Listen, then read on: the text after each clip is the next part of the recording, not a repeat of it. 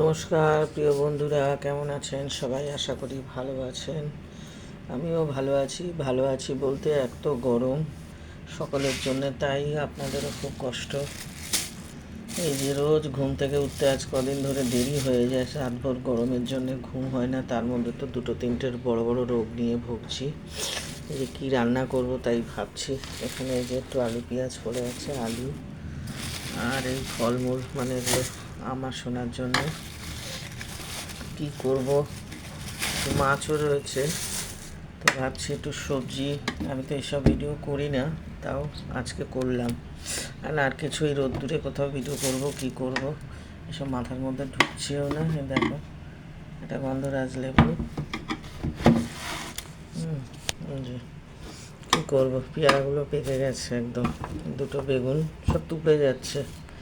আসলে সপ্তাহে 1-2 দিন করেই বাজার হয়, বেশি হয় না, ওটাই টুকটুক করে এই যে 5-7 দিন চালিয়ে দিই। কটা পটল পড়ে রয়েছে, তো ভাবছি এই যে কুমড়ো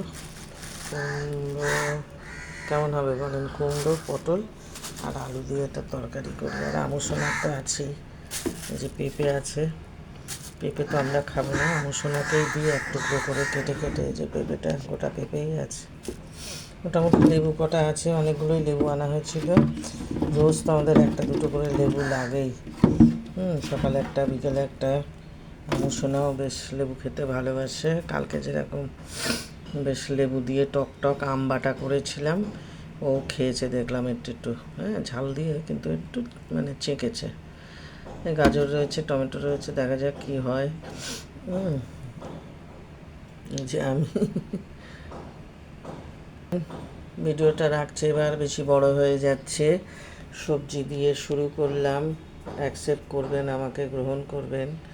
রাধে রাধে, জয়গুরু সকলকে।